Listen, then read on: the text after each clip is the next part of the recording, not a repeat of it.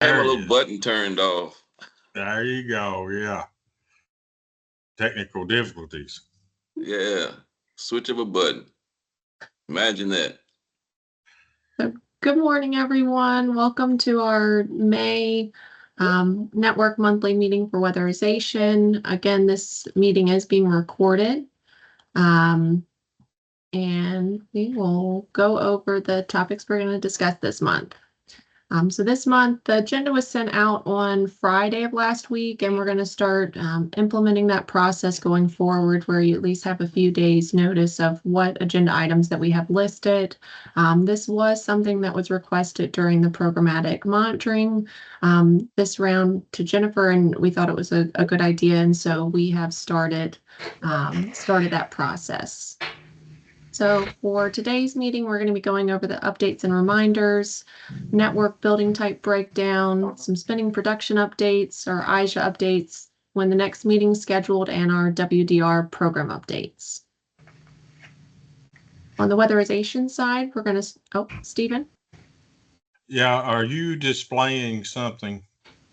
I am, and I think you had issues last month with it I too, did, yeah. you? And it's saying can't display presentation. Is anyone else having issues seeing? Seemed like it was just me last time too. Good out here east. Can you say that again? It's good out here in the east. The east. I can. We sometimes have limited internet here, but it's displaying. And I see Denise Lambert, you were raising your hand as well.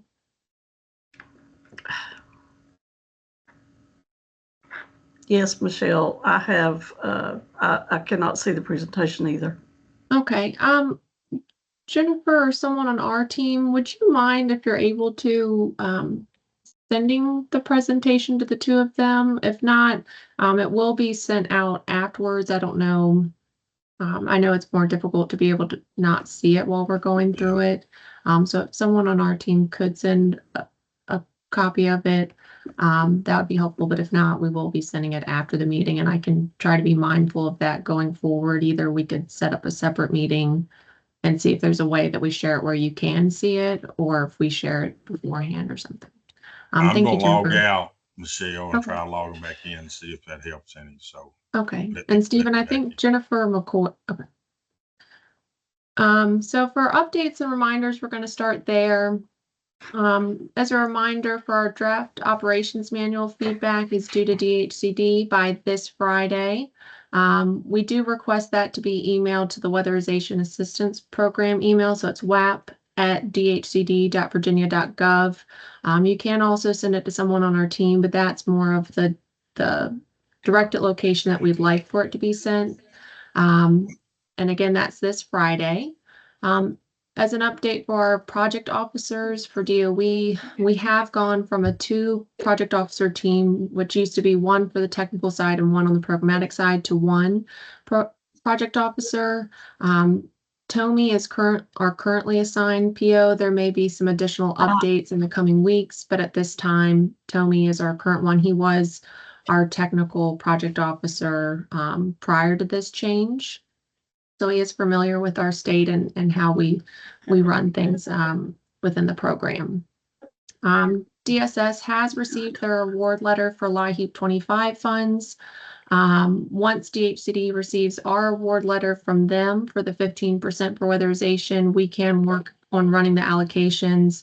Again, future funding is still questionable. We don't know for LIHEAP 26.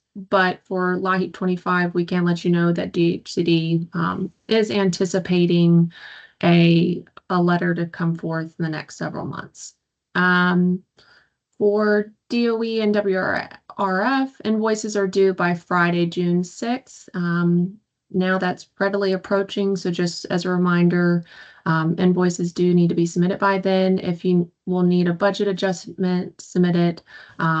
Please do that as early as you can, just to make sure that as efficiently as possible, the invoices can be submitted by that deadline. And as a reminder, going forward for program year 25, quarterly goals and an ACPU expectations will be closely monitored. And we are going to be starting to break down the quarterly production goals in your grant agreements. If you're not meeting those goals for 2 quarters, DHCD will require direct technical assistance and training to bring up production and ACPU into compliance. And the maximum grant extensions of 1 quarter with DOE funds or funds will be reassigned. We've had older program years that have lingered this current grant cycle, and going forward, we will not be doing that any longer. And as an update for Tim had left a comment, we can circle back as well, but if anyone wanted to check that as well. And for the invoice, there's been an update for labor costs that should be broken down by employee. This would include the name and salary amount. Many of the subgrantees, this does not impact you. That's already the way your general ledgers are set up, but there are some subgrantees where that's not the case. And a separate document would need to be provided in addition to your general ledger to break down that information.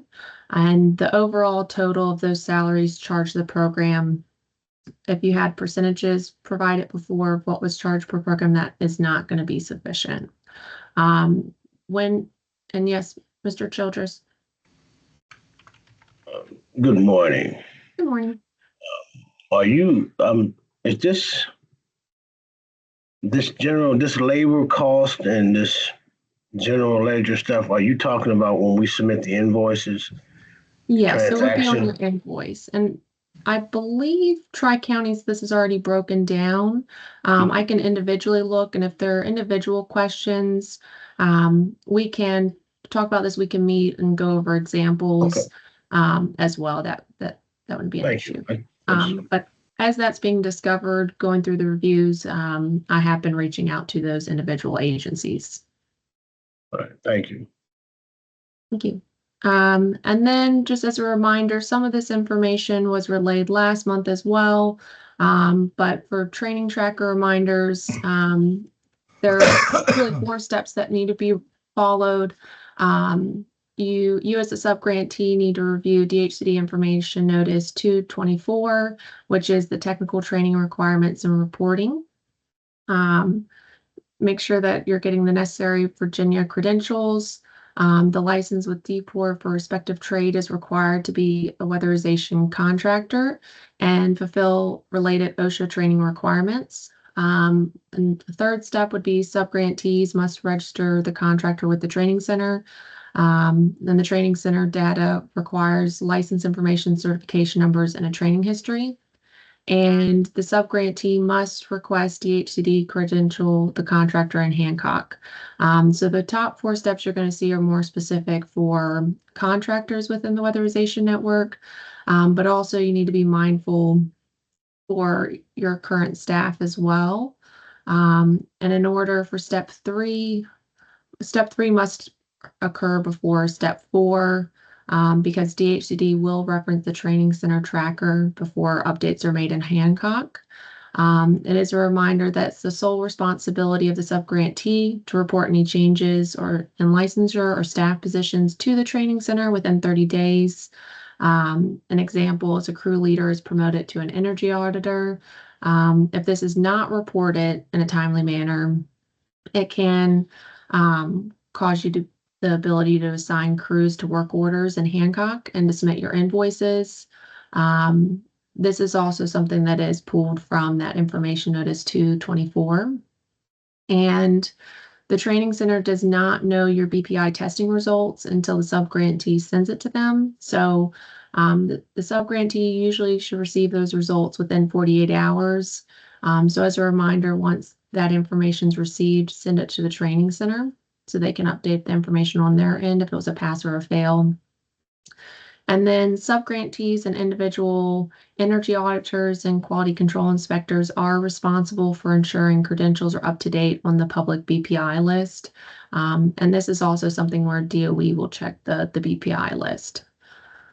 So just some quick reminders. I know we've gone over this, but there have been holdups at times in the Hancock software as well. So just a reminder of what that process is and how it can be as efficient as possible from your end.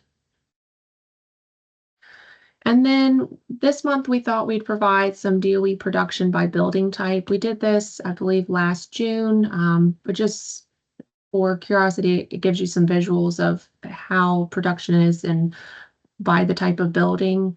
You can see with DOE 22, we've had more production than in 23 and 24, with the most production being owner-occupied single-family site built. And then there's also the second highest would be owner-occupied mobile home.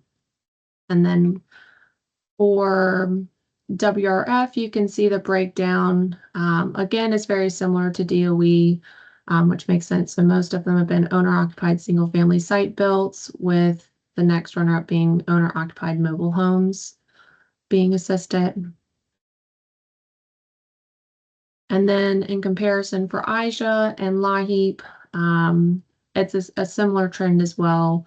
And so this is just for information purposes for visuals, just to see where the network is as a whole right now. And for our normal information that we've gone over for what we call the scorecard, we'll go through the ACPU levels, the health and safety percentages, our spending balances, and our production count. For the network ACPU levels, you'll see the ones that are highlighted in red, we currently have elevated ACPUs. And for DOE 24, that is one that we really need to be mindful with on the closeout. We've reached out to agencies individually, and have had to unfortunately reject some invoices if the ACPU has been too elevated, and discuss ways to bring that down. If we close out the grant with an elevated ACPU, those agencies that are over the ACPU level will have to return funds to the Department of Energy, and we do not want that. So we are working on bringing that down, but you really do need to be mindful in this last invoice or two when you're closing out the grant that is being brought down. For LIHEAP, we do have some flexibility.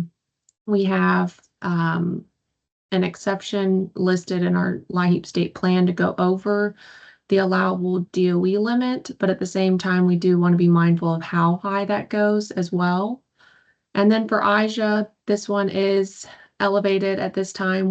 We're slowly going down from the last quarter, but it is something that gets questioned when we have our meetings with Department of Energy. They realize we do have time to bring this ACPU level down, and it is a average of the full grant cycle for that grant. But at the same time, the longer we have an elevated ACPU for the funds, it's going to be harder to bring it down. And John, it looked like you had a question. Yes, you mentioned as an example of DOE 24, the 11,000. You mentioned an agency submitted an invoice that was rejected. How is that handled? Does that mean the agency has a disallowed cost It for wouldn't that have made particular it through. job? It wouldn't have made it through for payment. They would have to either have some production added on to their invoice, or find costs that were non-job specific costs that could be moved to another funding source. Because unfortunately, at this point, if we were to pay it, if we end the program year with an elevated ACPU, those subgrantees that have an elevated ACPU that made us go over the allowable limit as a network, they would owe money to the Department of Energy because it would be deemed ineligible. So instead of having to owe the Department of Energy funds, we're having that corrected. We're trying to work on having that corrected and brought down, if that makes sense. So if the invoice is submitted, it can be unsubmitted and then make adjustments. If it has not been paid yet. So before it makes it to the payment status, we've been making that change. All right, thank you. And on the right side of this, the screen, you'll see what the allowable levels are. But the ones that are highlighted in red are the ones that we need to be the most mindful of right now. And then for our health and safety percentages, this amount is calculated by the amount of health and safety funds that have been invoiced on an approved invoice in comparison to the current program operation amounts and our allocations. Right now, we're at the maximum 15% that's been allocated for DOE 24. But if you look at it at this standpoint, what's been invoiced is 10.76%, for example.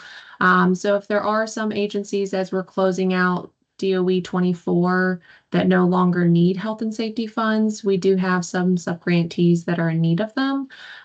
So if you could submit budget adjustments in earlier, that could be helpful for those particular subgrantees. It also makes it more efficient on our end with closeout, getting those budget adjustments through their processing before we're having that final week of invoices. And John, it looked like you had another question. You're muted. In discussing the elevated ACPUs, have you seen anything across the board or that's prevalent to causing these elevated ACPUs? Because it seems like they're becoming more and more in the latter years of operation as opposed to previous years. I feel like in the last few years, we've noticed it creep up more on the national level. We've heard the same as well. It is in our regulations, how our ACPU is set up in the 10 CFR 440. And so we have to follow that. But each year, the Department of Energy does release their application instructions, which provide the updated ACPU. So where they could find flexibility is where they added those additional budget categories in. So for program year 25, you'll see the flexibility that they had was adding in the final inspection budget category, the energy audits, and the intake and I think it was intake and maybe client education budget categories. So we did add those, and that hopefully will help bring it down some. But we have noticed, and it's been noticed on the national level, it's been creeping up, but DOE's made the flexibility where they can. And Stephen, it looked like you had a question as well. Well, just kind of had a comment. Materials went up, labors went up. If you're going to get people to come and stay, you've got to pay them more. And then we're doing more measures than, so everything's going up. So we're going to be having this issue if it's not monitored pretty closely. Mm-hmm.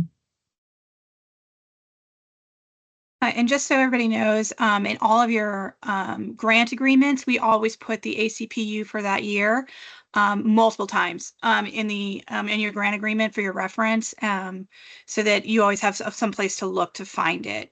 Unfortunately, though, with the ACPUs, since we're in the final year, if you go over, DOE is going to want their money back, and that's not something that we can control.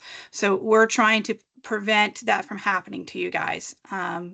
So I just, I think it's really helpful that Michelle's pointing this out so that we can be mindful of these. Now, going forward, your ACPU next year will be higher. It goes up by about 3% every year through DOE. That's what they do, and as part of their application instructions, which is always the first WPN of the year, if you want to reference that. And by taking out those three categories, your ACPU should drop significantly. We pulled $1 million out of project operations for next year that will not be contributing to your program operations. So that should really help lower your ACPU. I see Megan has her hand. Thanks for letting me contribute, Michelle. Of course, thank you. Hi. So the ACPU, obviously for DOE 24, is elevated, and based on previous meetings, there are agencies that have spend out their funds and they don't have an additional funds to spend and their ACPU is elevated. So, and I know it's based on the state, not just agencies. So I'm wondering how that works because I know agencies work to get their ACPU down. We are actively working on that, doing multifamily. So I believe that the production units that we will submit will help bring down the state's overall ACPU. But I guess I'm just wondering how that works per agency, because if the state overall ACPU is brought down, is that still the same thing goes where if an agency's ACPU is elevated, then that agency will have repercussions for that, I guess is my question. So from my understanding is as long as a network, when we report it in our page software at the end of the program year, if we're within the allowable ACPU level, then DOE's fine. They're not looking at the individual breakdown. They have started this year asking for the production count per quarter for each subgrantee. So they are looking at that, and that's not something they asked before. But in the past, as long as the network ACPU and our page report was fine, it didn't impact it. But because, as John's mentioned, costs have risen and Stephen as well, overall, it's been more difficult for the ACPU level to be kept at that allowable limit, especially when we have some that are really elevated on the subgrantee level. So really, as a network, especially for those that have closed out, they're kind of just going to have to really hope that those that still have funds can help bring it down at this point. In the past, it's been fine and it's been able to go through for those that are elevated, but this program year in particular, we're really close to it.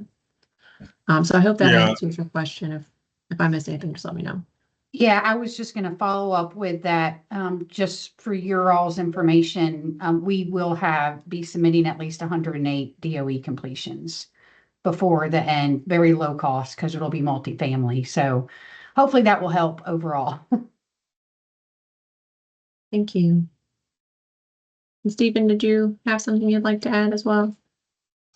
Well, I was just thinking, when you get your budget in Hancock, and I can't remember which tab, but I think it's production and job cost, and it may even be under budget, but it tells you how many jobs you need to do to keep your job average inside the total amount.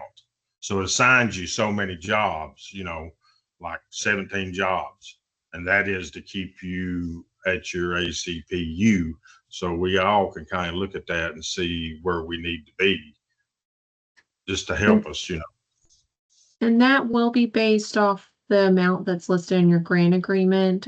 If any funds are moved into program operations or moved out, just be mindful that amount can be changed as well.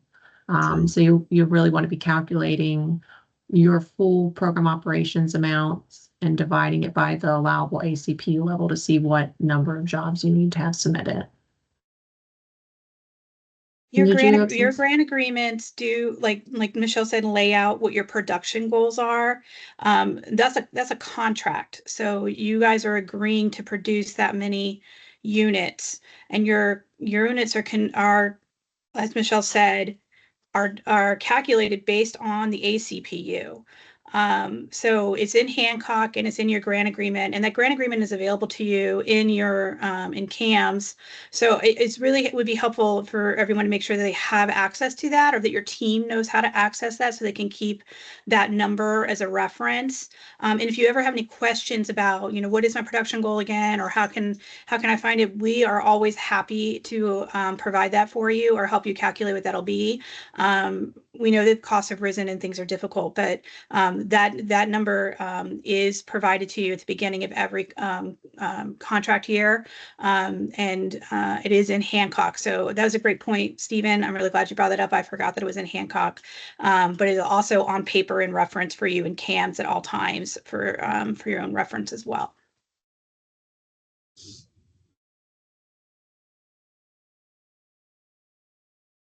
And then going into our scorecards, we are wrapping up DOE 22 and our WRF 22.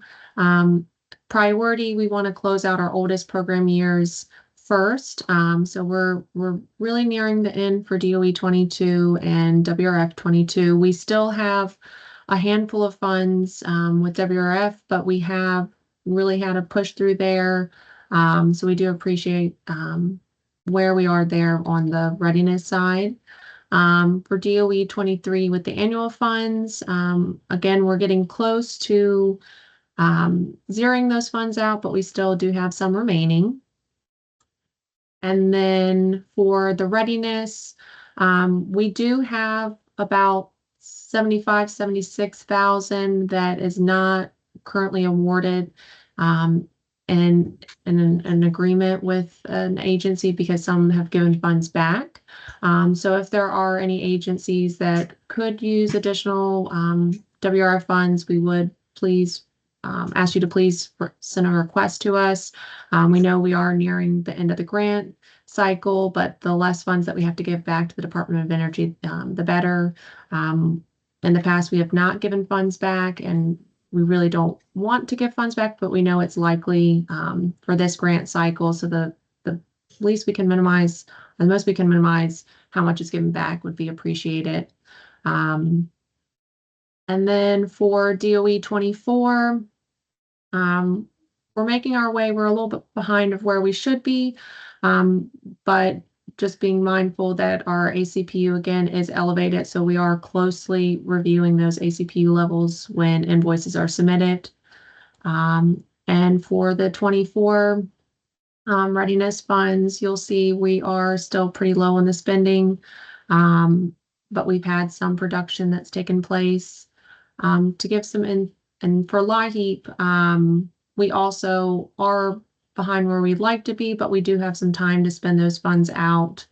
So you'll see the breakdown here of where we are for those funds.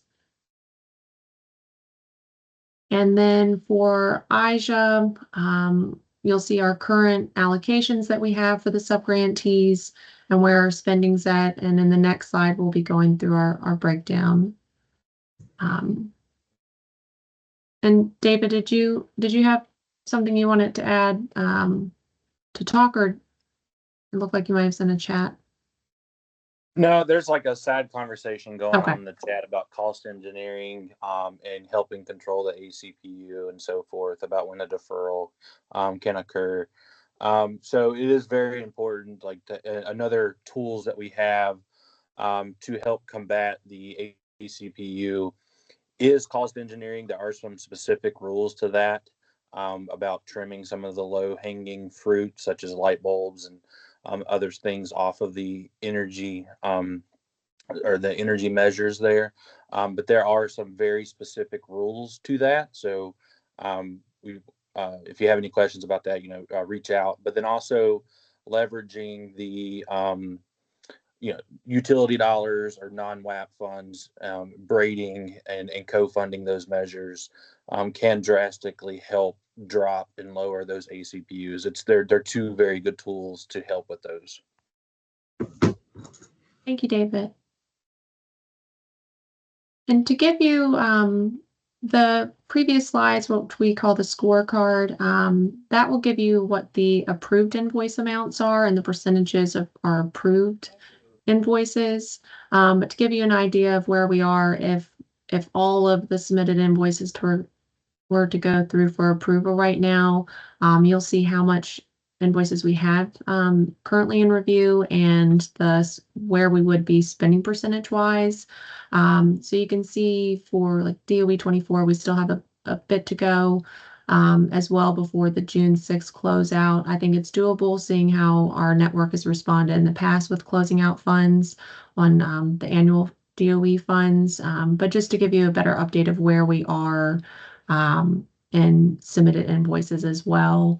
You can also see we have some large amounts for the readiness funds. We're hoping to see some more submitted soon. Be mindful, we do still have our technical review process, but the earlier you have those submitted, the quicker we can have our invoices reviewed and approved as well. And then as an update for IJA and meeting those goals that are listed in the Bill 1 WPN, the one that the network has some ability to impact with is the production level. The production goal overall for IJA for the full award is 4,808 units. To meet the 30% goal, we have to have 1,442 units. And for the invoices that have been approved, we have 981 units. So of that 1,442 units, we're at 68% meeting that. So I think we've gone up about 1%, a small amount since the last meeting that we held, but we have had the amendments that went out last month. And there have been some increases and reductions, and those hopefully we'll see some additional production in the next few months as well. They'll help push us up, and our goal is by next year that we would be able to meet all of the benchmarks so that we could receive the final 50% of our funds with IJA. And in terms of meeting the benchmarks, one of those is for DOE monitoring needing to be completed and within the timeframes that we have allotted for us. And there are still currently 2 subgrantees that do not meet the number of DOE homes that need to be monitored. So that could impact our ability to meet this goal or this benchmark. So just as a reminder, submitting your invoices as routinely as possible and with production will also help us meet those goals sooner. And then our next monthly weatherization meeting is going to be scheduled Wednesday, June 25th at 9 a.m. And later today, an invite will be sent out, and I believe we also will be sending out one for July as well. So you'll receive the next 2 months later this afternoon. And then Aaron, it's over to you.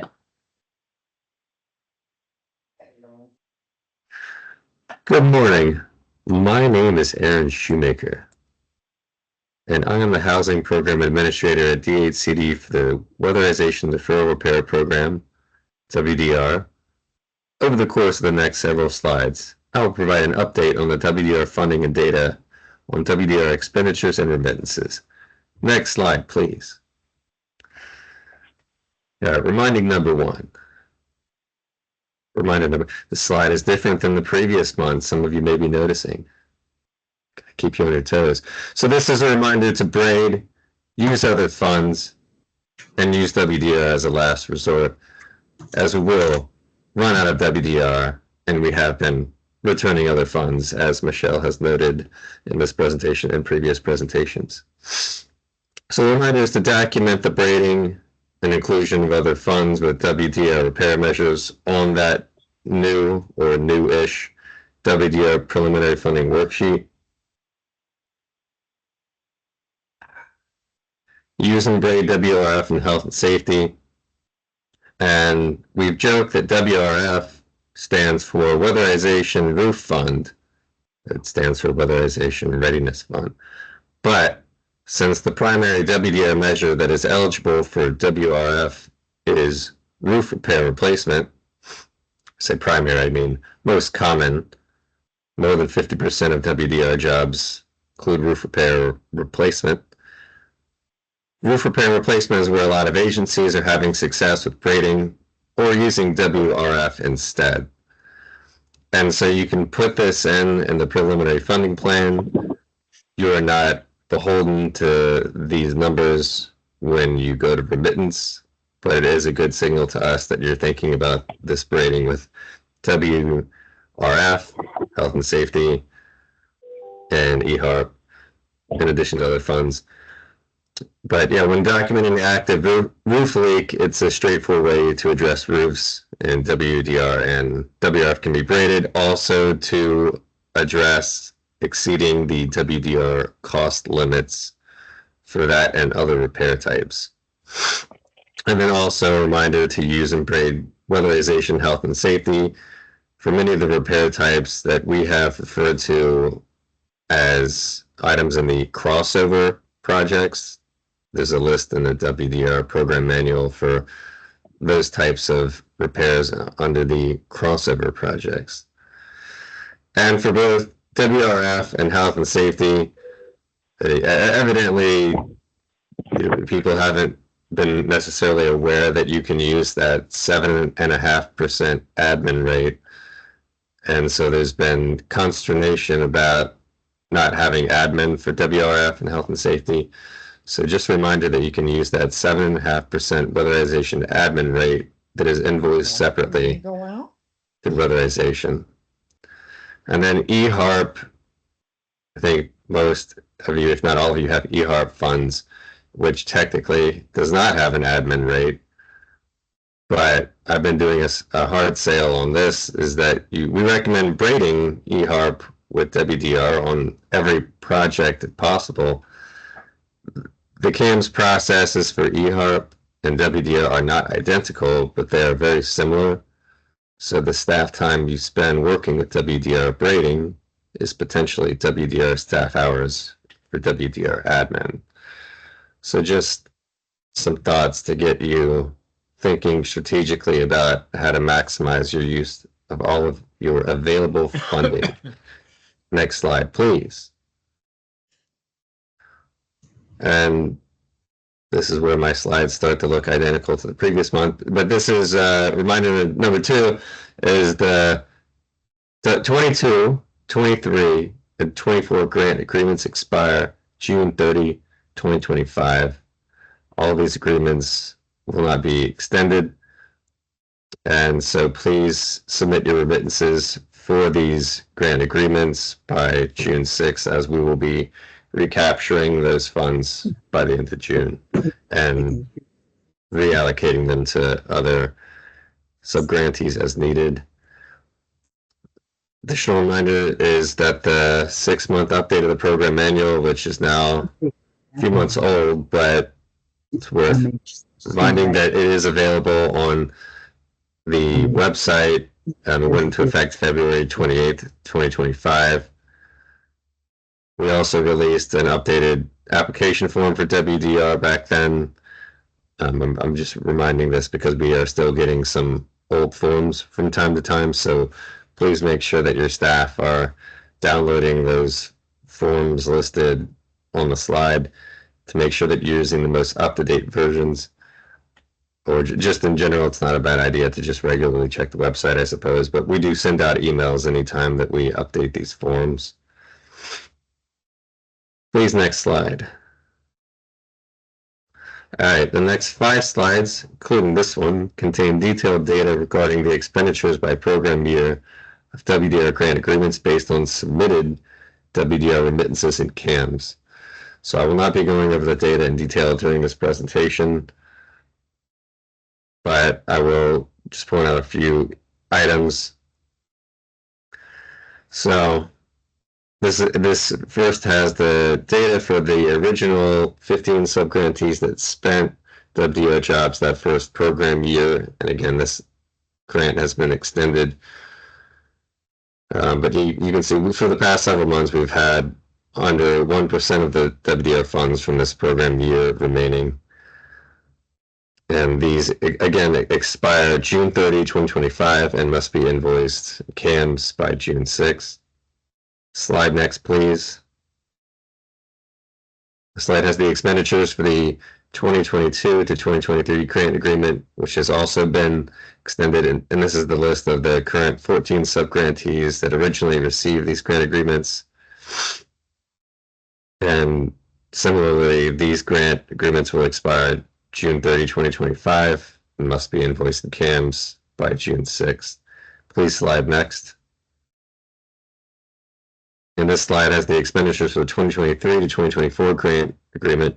Originally, 7 sub-grantees received the 2024 grant agreement. The reason it's a different number than the previous year is as a result of DHCD not having more than 2 active WDR grant agreements. And that's still something that we want to have, is just each WDR sub-grantee having 1 active agreement. So similarly, untouched grant agreements will have funds reallocated to 2025 to 2026 grants. And the grant agreements on this, as with the previous slides, expire June 30, 2025, and must be invoiced via CAMS remittance by June 6th. Slide, please, next. And here we go. Finally, this is the slide that contains the expenditures for the aforementioned 2-year grant agreement for 2025-2026. And these grant agreements contain the remaining WDR funds and is where the recaptured funds from the previous grants will be reallocated to ensure that we have coverage of WDR and addressing deferrals from weatherization throughout the entire state. And currently we have $16.4 million remaining in this. Next, please, slide. This slide contains data based on the submitted remittances for WDR. And as of this month, actually as of 2 months ago, we served over 2,000 homes. It's now at 2,087 homes in Virginia with WDR. So that's fantastic. Over 1,200 single-family homes, and the multifamily units has remained the same number for the past several months. The average remittance for single-family homes, as you can see, has increased to $21,000. And it looks like it's pretty much stabilized in 2025 to that number. And then the bottom chart shows the repair types associated with the remittances for the WDR jobs. Most jobs have multiple repair types. And then over 60% of the jobs have HVAC repairs. And then, as I mentioned on the WRF slide, 50% of jobs have, over 50, have roof repairs. And about 1/4 of the jobs have repairs that have been labeled into the other category. Very interesting. This concludes the WDR program update. Thank you for listening. I will be in touch with subgrantees regarding the expiration of 2022, 2023, and 2024 grant agreements and reallocation of funds over the course of the next month. Thank you. Thank you all that have joined. Does anyone have any questions or comments they would like to have?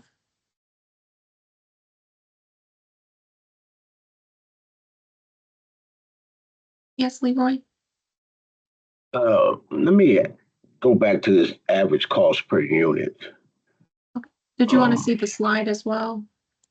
No, I'm just concerned because I think Tim put something in the chat.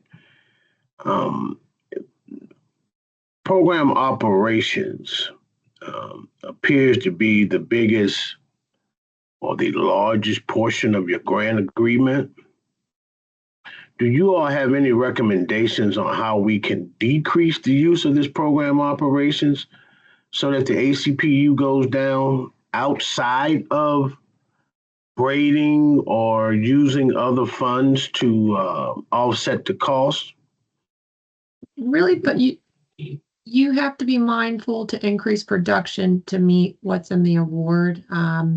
If you go yearly, the Department of Energy releases their application instructions that we've referred to. So for program year 25, say it would be WPN 25-1. So it's always the -1, and there's several attachments. It's going to be the application instructions.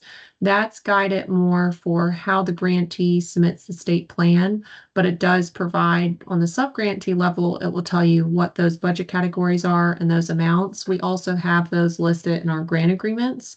But in the WPN, like 25-1, you would see there are some required budget categories, one being program operations, but there are also optional budget categories. Having those optional budget categories is where we have flexibility to move some of those expenses to a different budget category. For example, liability insurance is an optional budget category. Health and safety is an optional budget category. The new budget categories we have as well, such for program year 25, that is where you provided Jen with the grant management plan, the amounts you would anticipate having there. So it's really the production that needs to be increased if you're to meet what the program operations amount is. Otherwise, we have some flexibilities with the additional budget categories, but you also have expenses that can fit within those and some that cannot. Program operations is what pays for your weatherization measures. That's why it's the largest. We have been using optional budget categories for a long time. Health and safety, financial audit, liability insurance, like Michelle mentioned, which helped ease the ACPU burden already. However, we've seen it increase. So DOE did create these new optional budget categories for the next program year, which begins July 1st. Like I was saying earlier, when you guys submitted your grant management plan, you told us how much money you wanted to pull from program operations and put into those optional budget categories, the client intake, the energy audit, and the final inspection QCI. We pulled about $1 million out of our state budget out of program operations into those budget categories, which is a lot of money. Because of this, you will not only see that your production goals are going to go down significantly, but that also should really ease the burden on your ACPU. I do just want to again remind everyone that your production goals are calculated for you based on your program operations allotment, which is based on your total coverage area, percent poverty, and then divided by the ACPU for that year. And it is in your grant agreement. We do hope that everyone can meet their production goals. The number one way to keep your ACPU low is to hit your production goals because it's calculated on that ACPU. To just be mindful of that. That's one of the reasons why going forward, we will be monitoring your production quarterly, is to also help with the ACPU, but also be aware that DOE is asking us to do this. They want, and this is not just us, this is nationwide, have a quarterly production goals for the entire weatherization national network. That's the best way to try to reduce your ACPU. And Lisa, it looked like you had a question as well or a comment. I do. Is there any way that you can provide just a clear-cut example of that on like a simple spreadsheet for everybody? I think that would be really helpful of what can be included and what can now optionally be taken out of that. Yes, we did. I don't know if this is what you're visualizing or not, but in the draft program manual that we have out for review through this Friday, there are the budget categories that Virginia uses. We don't go into the optional budget categories that we do not use. Like, I think there are only 2 that we don't use, but we do outline that in our manual. But if there's something else you're looking for, we can try to expand off that or try to provide different details for you. Spreadsheet, as an example, might be a little clearer. It's also in the state plan. Our budget is broken out by budget category. And so it'll have like program operations and how much, and it'll say health and safety and how much. It's in the state plan. And then individually, it's also in each of your grant agreements. Your budget is spelled out by program category. Program operations, health and safety, administration, WRF, liability insurance, financial audit currently. Next year, it will include the budget categories that you requested and then the funding you requested for those 3 new optional budget categories. But that's laid out in each of your grant agreements. And if I'm understanding, Lisa, it sounds like you've seen the program operations manual, but if there could be additional examples we could provide, that would be helpful. Is that correct? I think to visualize it better, I know for me, just a very simple Excel spreadsheet would make it much clearer. Okay, yeah, we can see what we can do for that. I think some are outlined in the manual, but it's going to be within different paragraphs because there are some expenses that we have the optional budget categories for, like financial audit. Otherwise, if it's not being used, it would need to be admin. So we can try to work on putting something together. I don't know with our closeout of this grant cycle how quickly we can put that together, but that is something that we can work on to try to make it easier to understand in a quicker format if possible. You want me to send you an example? I don't care to send you an example of what I'm talking about. Lisa, can you explain what you're hoping to see in the Excel document? Do you want to see numbers? Are you looking for lists of measures? I think. Well, let me send it and see if I can explain a little bit better. Okay. I think we could provide a sort of a before and after for the same job and what the difference it makes on the ACPU calculation by separating out the different categories. I mean, there's the separation of the categories, and then there's also just properly accounting for all of them, right? That if it can be qualified as the audit expense. Exactly. Yeah. Okay. Thank you, Lisa. Thank you, Tim.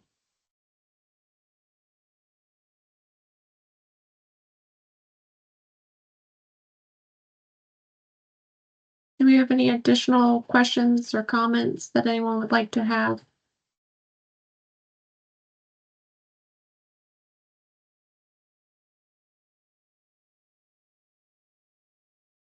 Well, thank you all for joining. Again, if you ever have any questions, please feel free to reach out to our staff via email, or you can call us, or we can set up a meeting with you. We really appreciate you joining the meeting today, and we look forward to seeing you in June. Everybody. Thank you.